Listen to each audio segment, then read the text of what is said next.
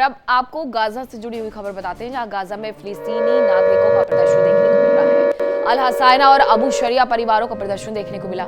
112 सदस्यों के शवों का सामूहिक अंतिम संस्कार किया गया। मलबे के नीचे दबे रहने के बाद शव निकाले गए। नवंबर 2023 में इजरायली डिफेंस फोर्स ने सबरा में रिहायशी इमारतों पर अटैक किया और इसमें बेदुइन कबीले के 300 से ज्यादा सदस्य मारे गए थे, जिनके शव अब निकाले गए हैं। जो तस्वीरें भी सामने आई हैं, नवंबर 2023 में जो कार्रवाई हुई थी उसमें उन्हें काफी ज्यादा नुकसान पहुंचा था। वहीं मिडिल ईस्ट में जंग की वजह से ईरान के हालात काफी ज्यादा बदल गए हैं। जहां पहले ईरान में लोकतांत्रिक सरकार और कट्टरपंथियों के बीच में एक बैलेंस रहता था, अब लोकतांत्रिक सरकार का वजूद ही मिटने की कगार पर पहुंच गया है और सत्ता पर कट्टरपंथी हावी होते हुए नजर आ रहे हैं। कैसे, इस रिपोर्ट में देखिए।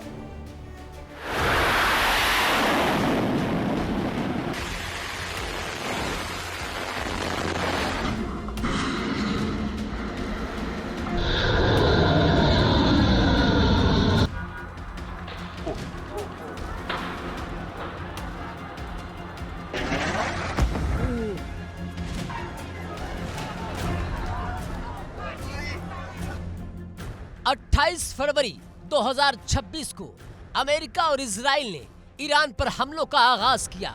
पहले झटके में ही ईरान के supreme leader ayatollah Ali Khamenei और उनके कई कमांडरों और लीडर्स को मौत की नींद सुला दिया। हालांकि ईरान ने तुरंत ही मुज्तबा खामनेई को सुप्रीम लीडर चुन लिया, अमेरिका और इजराइल के खिलाफ पलटवार शुरू कर दिया। लेकिन यही वो वक्त था जब ईरान में सत्ता संतुलन के बिगड़ने की शुरुआत हुई।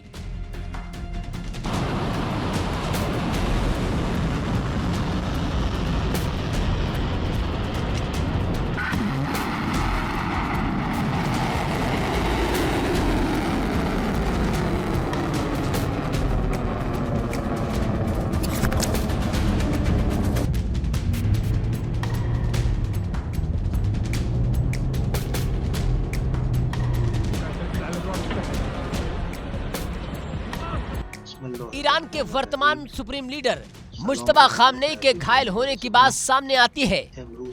हालांकि कुछ मीडिया रिपोर्ट्स में उनके मारे जाने का दावा भी किया जाता है, लेकिन ईरान ने साफ कर दिया कि मुज्तबा अभी जिंदा है और वो देश की सरकार का नियंत्रण कर रहे हैं। अमेरिका के साथ वार्ता पर नजर भी रख रहे हैं, जरूरत पड़ने पर वार्ताकारों को संदेश भी दे रहे हैं।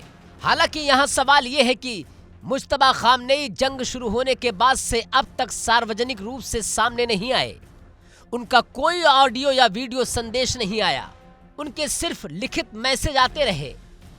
यहाँ तक कि अपने पिता और पूर्व आयतुल्ला अली खामनेई के अंतिम संस्कार में भी मुज्तबा खामनेई नजर नहीं आए, जिसके बाद से ही उनके जीवित होने या सक्षम होने पर सवाल उठने लगे।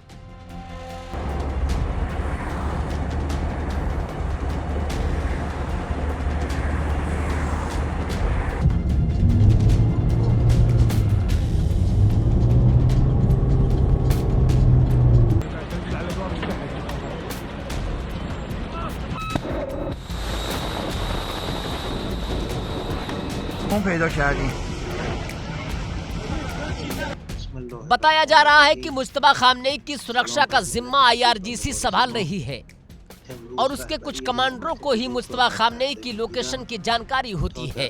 उनके जरिए ही मुज्तबा के संदेश आते हैं और IRGC ईरान की कट्टरपंथी इस्लामिक सरकार का प्रतिनिधित्व करती है और सीधे आयतुल्ला को रिपोर्ट करती है।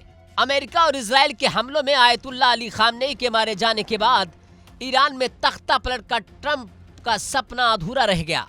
लोगों की संवेदनाएं ईरान की सरकार और सेना के पक्ष में चली गई। आयतुल्ला अली खामनेई के अंतिम संस्कार के दौरान भी लोगों में गुस्सा देखा गया। अमेरिका और इजराइल से बदला लेने की मांग भी उठने लगी। अंतिम संस्कार के दौरान लोगों में अमेरिका और इजराइल के खिलाफ गुस्सा इस कदर रहा कि नरमपंथी धड़े का प्रतिनिधित्व कर रहे राष्ट्रपति पेजेश्कियान और विदेश मंत्री अब्बास अराक्ची के साथ बदसलूकी तक की गई। लोग अमेरिका के साथ वार्ता का विरोध करने लगे और अब खबर है कि ईरान में अंतर्कला और भी गहरी हो गई है।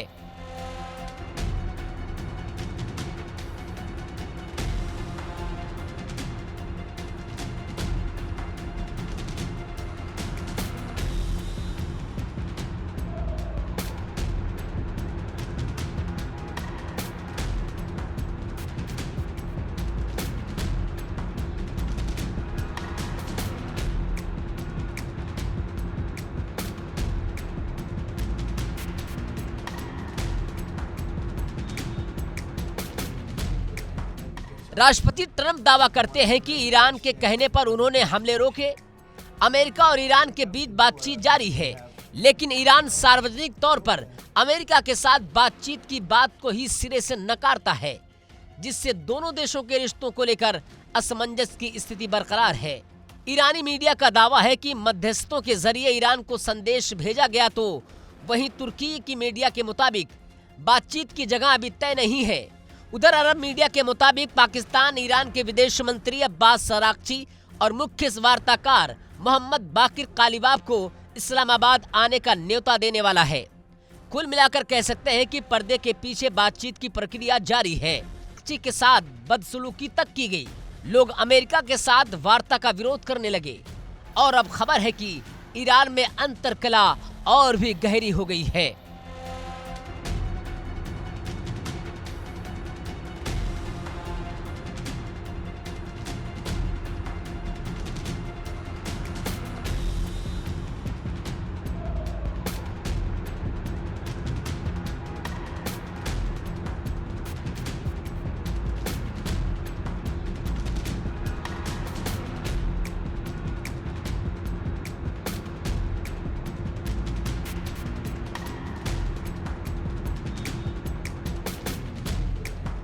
राष्ट्रपति ट्रंप दावा करते हैं कि ईरान के कहने पर उन्होंने हमले रोके।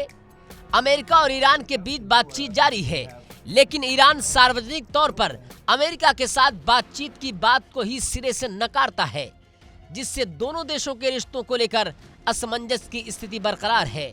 ईरानी मीडिया का दावा है कि मध्यस्थों के जरिए ईरान को संदेश भेजा गया, तो वहीं तुर्की की मीडिया के मुताबिक बातचीत की जगह अभी तय नहीं है।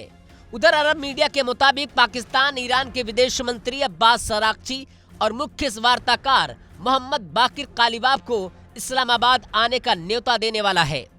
कुल मिलाकर कह सकते हैं कि पर्दे के पीछे बातचीत की प्रक्रिया जारी है और एक सच ये भी है कि बातचीत में ईरान ज्यादा मजबूत स्थिति में है।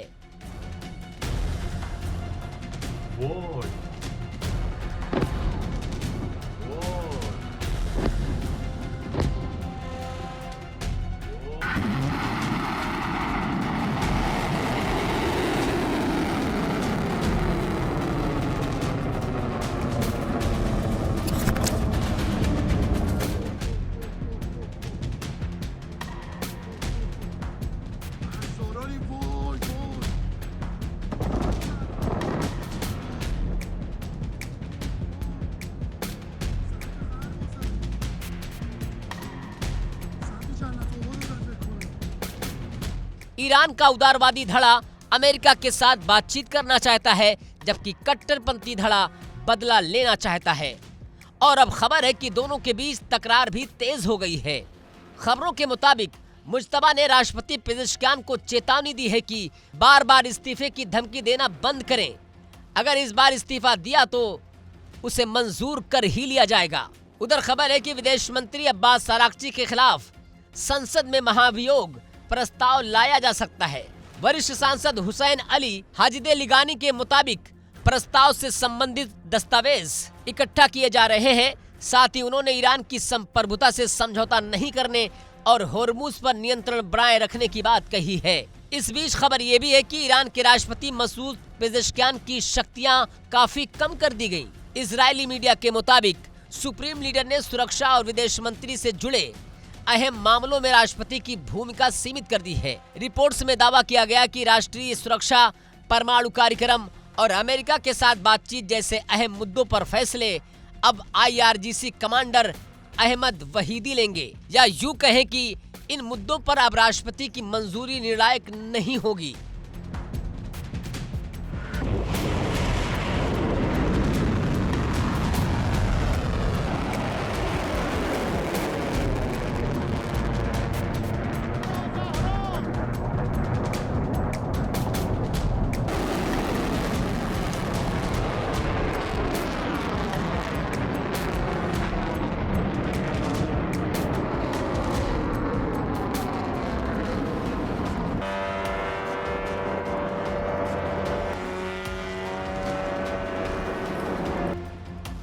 बताया जा रहा है कि पेजेश्कियान कुछ समय से शिकायत कर रहे हैं कि उनकी सरकार को अहम फैसले लेने की प्रक्रियाओं से दूर रखा जा रहा है और उन्होंने पहले इस्तीफा देने की पेशकश भी की थी। और अब दावा किया जा रहा है कि सुप्रीम लीडर ने साफ कर दिया कि रणनीतिक फैसले लेने की सलाह पर लिए जाएंगे। ईरान की IRGC के जवान और अधिकारी लोकतांत्रिक सरकार के प्रति नहीं बल्कि सुप्रीम लीडर के प्रति जवाबदेही होते हैं और यही वजह है कि ये कट्टरपंथी धड़े का प्रतिनिधित्व करते हैं। ऐसे में सवाल ये उठ रहे हैं कि जो संदेश मुज्तबा के नाम से IRGC के जरिए आ रहे हैं, क्या वो वास्तव में मुज्तबा के ही है?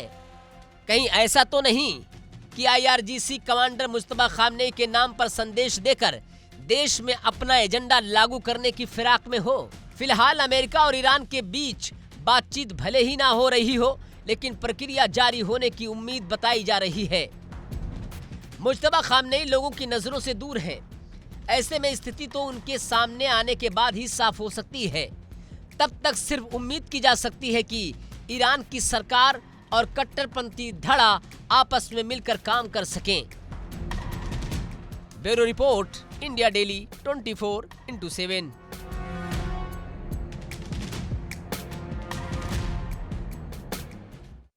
देखिए इंडिया डेली 24/7 अब आपके स्मार्ट टीवी पर। इंडिया डेली मौजूद है सभी डिजिटल प्लेटफॉर्म पर लाइव और लगातार। इंडिया डेली 24/7 हर दिन राष्ट्र को समर्पित।